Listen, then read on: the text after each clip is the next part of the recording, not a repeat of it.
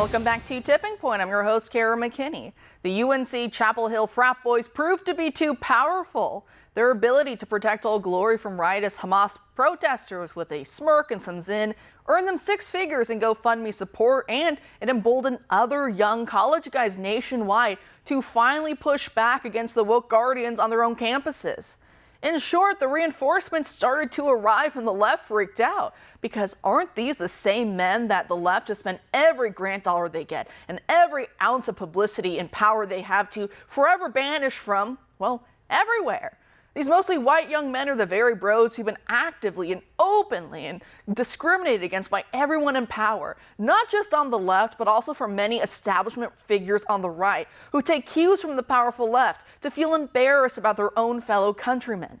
Recall that after former House Speaker Kevin McCarthy was ousted last year, he ran across the pond to go speak before Oxford, where he yucked it up with other cocktail liberals to lament how white his party looks. I mean, it's disgusting. Everyone deserves representation. And when the left has made their politics based on anti-white hatred, we need people to defend us. So as pleasantly surprised as I was to see just normal-looking dudes feel safe enough to raise the American flag on campus, something that wasn't possible back during the riots of 2020 without threat of expulsion, basically, or even death at the hands of dysgenic Antifa and BLM foot soldiers, but it all started to come crashing down over the weekend.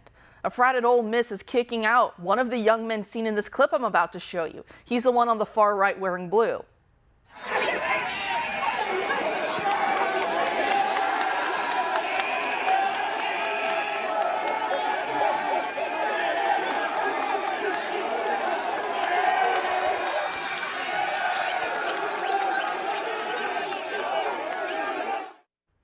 The allegation being made against him is that he was making racialized monkey noises at the lefty who came to harass the young men.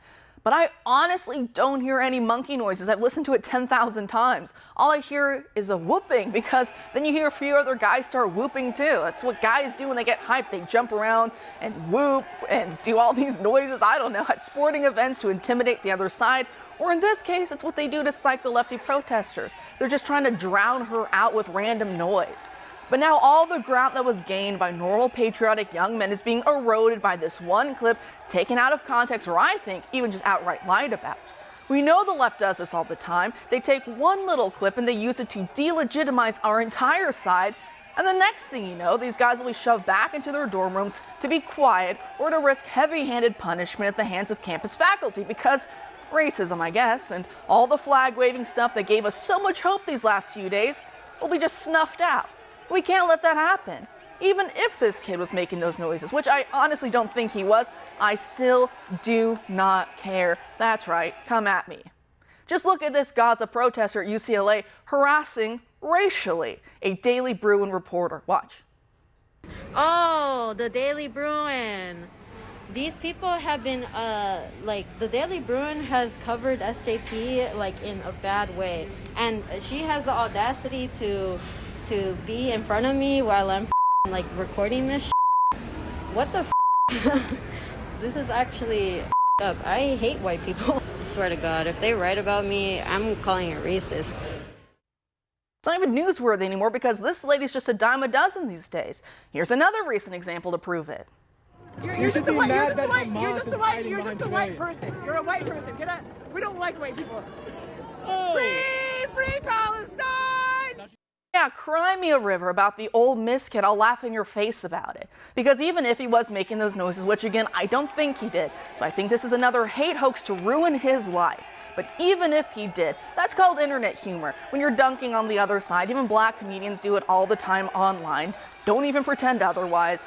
So those who aren't chronically online don't understand that it doesn't have the bite bite it once would have. It doesn't have the same racial underpinning when used in certain contexts. It's not like this Ole Miss frat boy who already got kicked out of his frat has any institutional power to demand anti-black concessions from his school or from society at large, nor would he ever want such a thing.